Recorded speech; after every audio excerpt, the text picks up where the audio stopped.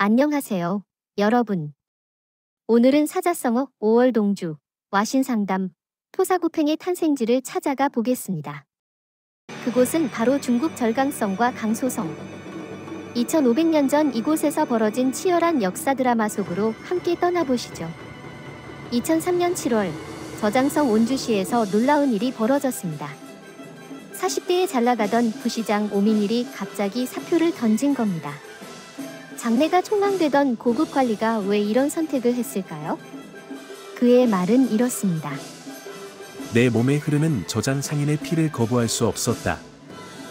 2500년 전 이 땅의 법녀가 그랬단 말이다. 법녀? 도대체 누구였을까요? 이 수수께끼를 풀기 위해 시간을 2500년 전으로 되돌려 보겠습니다. 춘추전 국시대 말기, 지금의 저장성과 장수성 일대에는 월나라와 오나라가 있었습니다. 이 두 나라는 철천지원수였죠. 법녀가 역사에 본격적으로 등장한 것은 오왕 함녀가 월나라를 공격했을 때였습니다. 월왕 구천이 군사를 이끌고 맞섰는데 법녀가 놀라운 계책을 냈습니다. 월나라 병사들이 적진 앞에서 스스로 목을 베어 자살하는 전술이었습니다. 이 소름 끼치는 장면을 본 오나라 군사들은 경악했고 전의를 완전히 상실했죠.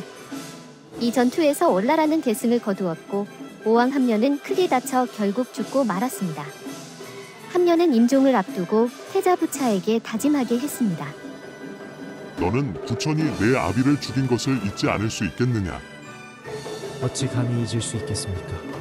왕이 된 부차는 아버지의 복수를 위해 침실에 장작을 쌓아두고 그 위에서 일부러 불편한 잠을 잤습니다. 그리고 방 앞에 사람을 세워 부차야, 아비의 원수를 잊었느냐? 라고 외치게 했죠. 몇 년 후 복수를 꿈꾸던 오왕 부차는 월나라를 크게 이겼습니다. 구천은 얼마 남지 않은 군사를 거느리고 회계산에서 농성했지만 법녀의 제안에 따라 항복하게 됩니다. 오나라 신하 오자선은 이 기회에 월을 완전히 멸망시켜야 한다고 주장했지만 구천의 신하 문종이 백비에게 뇌물을 써서 회유한 상태였습니다. 오왕 부차는 구천의 항복을 받아들였고 구천은 목숨을 부지했지만 오나라로 가서 부차의 하인이 되어야 했습니다. 구천은 처음에 법녀에게 월나라를 지켜달라고 했지만 법녀는 국토 밖에서 적국을 제어하고 때에 맞춰 결단을 내리는 일은 제가 문종보다 낫습니다 라며 함께 오나라로 갔습니다. 구천은 부차의 하인이 되어 수레를 끄는 말의 고삐를 잡게 되었습니다. 법녀는 구천이 다시 일어설 수 있도록 치밀한 계획을 세웠죠. 우선 서시와 정단 등의 미녀들을 부차에게 바치면서 환심을 샀습니다. 부차는 특히 서시에게 반해 조금씩 국정을 소홀히 했다고 합니다. 법녀는 오자서가 구천을 노리고 있다는 것을 알고 무력이 강한 백비에게 계속 뇌물을 바치며 기회를 엿봤습니다. 어느 날 오왕 부차가 병에 걸렸을 때 법녀는 놀라운 계책을 제시했습니다. 구천이 부차를 아련하고 건강을 살핀다는 핑계로 부차의 변을 맛본 것입니다.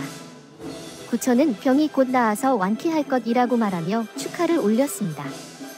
부차는 자신의 변을 맛보면서까지 충성하는 구천의 모습에 크게 감동했고 건강을 회복한 후 구천과 법녀를 월나라로 돌려보냈습니다. 월나라로 돌아온 구천은 겉으로는 여전히 부차에게 복속된 척하면서 은밀하게 국력을 키워갔습니다. 구천은 쓸개를 자리 옆에 두고 앉을 때나 누울 때나 음식을 먹을 때마다 그 쓰디 쓴 쓸개를 핥았습니다. 거친 나무 위에서 자고 쓴 쓸개를 핥는다는 뜻의 와신상담. 목적을 달성하기 위해 온갖 고난을 참고 견딘다는 이 말은 바로 부차와 구천에게서 나온 것입니다. 그동안 오나라에서는 중요한 변화가 일어났습니다. 오자선은 월을 반드시 멸망시켜야 한다고 계속 주장했지만 부차는 중원 진출에만 관심이 있었죠. 결국 궁지에 몰린 오자선은 자결했고 부차는 그의 시신을 가죽 부대에 담아 강물에 버렸습니다. 드디어 구천에게도 기회가 왔습니다.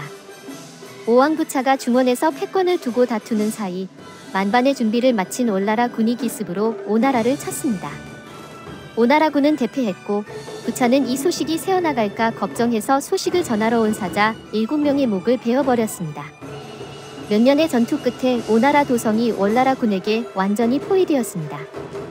부차는 구천에게 전에 살려준 예를 들어 항복했지만 마음이 약해진 구천이 망설이자 법녀가 나섰습니다. 쓸개를 핥으며 복수를 다짐하던 일을 잊으셨습니까?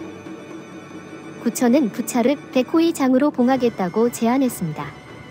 일국의 왕에게 100집 정도의 우두머리가 되라는 것은 사실상 심한 모욕이었죠. 결국 부차는 스스로 목숨을 끊을 수밖에 없었습니다. 패권을 다투던 오나라가 고작 몇 년 만에 허무하게 멸망한 것입니다. 구천의 복수가 완성된 후 범녀는 공을 챙기기는커녕 갑자기 모든 관직을 버리고 잠적했습니다. 호사가들은 그가 서씨와 함께 떠났다고도 하지만 확실하지는 않습니다. 범녀는 떠나기 전 동료 문종에게 이런 충고를 했습니다. 구천은 목이 길고 입이 새 부리처럼 튀어나왔습니다. 그는 같이 환난을 견딜 수는 있으나 함께 즐거움을 누릴 수는 없는 사람입니다. 토끼 사냥이 끝나면 사냥개를 삼는 법이니 그대도 관직을 버리고 물러나십시오. 하지만 문종은 범녀의 충고를 듣지 않았습니다. 결국 범녀의 예상은 현실이 되었죠. 구천은 문종에게 칼 한 자루를 내리면서 말했습니다. 그대는 나에게 오나라를 이길 7가지 방법을 알려주었소. 나는 그중 3가지를 써서 오나라를 물리쳤으니 나머지 4개는 그대에게 남아 있소이다. 그대는 선왕을 따라가서 그 방법을 시험해 보시오. 자결을 강요받은 문종은 이렇게 허무하게 죽을 수밖에 없었습니다. 토끼가 잡히고 나면 충실했던 사냥개도 쓸모없어져 잡아먹히게 된다는 토사구팽. 필요할 때는 쓰였지만 쓸모없어지면 버려지는 신세를 의미하는 이 말이 바로 여기서 나온 것입니다. 월나라를 떠나 제나라로 간 범녀는 치이자피라는 독특한 이름으로 개명했습니다. 치이자피는 원래 술을 담는 가죽 부대라는 뜻인데 이는 가죽 부대에 넣어져 강물에 던져진 오자설을 기리기 위한 것으로 보입니다. 범녀는 제나라에서 큰 돈을 벌었고 이를 본 제나라 왕이 그를 높은 자리에 임명하려 했습니다. 하지만 범녀는 존귀한 명성을 오래 지니는 것은 상서롭지 못하다며 모든 재산을 주변 사람들에게 나눠주고 다시 사라졌습니다. 범녀는 교통의 요충지인 도라는 지역에서 주공이라는 이름으로 다시 등장했습니다. 그곳에서 교역을 통해 또다시 거부가 되었고 도주공이라 불리게 되었죠.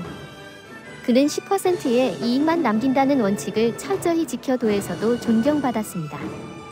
도주공의 부라는 뜻으로 큰 부자를 일컫는 도주지부라는 말이 바로 여기서 나온 것입니다. 범녀에게는 아들 셋이 있었는데 어느 날 둘째가 사람을 죽여 초나라에 붙잡혔습니다. 범녀는 이렇게 말했습니다. 살인을 했으니 죽는 것은 당연하다. 그러나 천금을 가진 부자의 아들은 길에서 죽지 않는다. 돈이 많은 사람은 죄를 지어도 형벌을 면할 수 있다는 천금지자 불사엇이라는 말이 여기서 나왔습니다. 범녀는 둘째를 구하기 위해 막내에게 돈을 주어 초나라로 보내려 했지만 장남이 나섰습니다.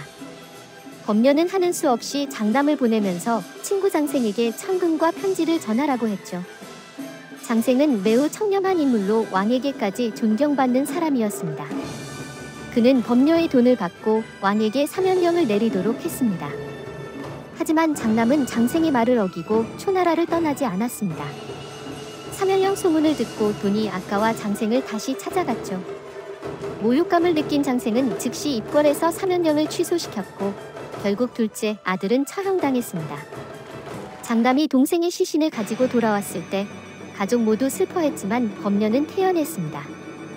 나는 큰 애가 동생을 죽게 만들 줄 알고 있었다. 첫째는 어렸을 때 우리 가족이 고생해서 함부로 돈을 쓰지 못하지만 막내는 태어나면서부터 부유해서 돈을 아까워하지 않는다. 세상 이치가 참으로 이러하니 슬퍼할 것 없다. 사마천은 사기에서 범녀에 대해 이렇게 평가했습니다. 범녀는 3번 자리를 옮기고도 모두 영광스러운 이름이 있었고 그 명성이 후세까지 들이우고 있다. 범녀는 19년 동안 3번이나 많은 돈을 모았지만 자신이 모은 재산을 모두 이웃과 친인척에게 나눠주었습니다. 이 때문에 지금까지 중국인들은 범녀를 상업의 성인, 상업의 신으로 추앙하고 있습니다. 다시 현재로 돌아와서 저장성은 중국 최고의 민영기업 단지가 되었습니다.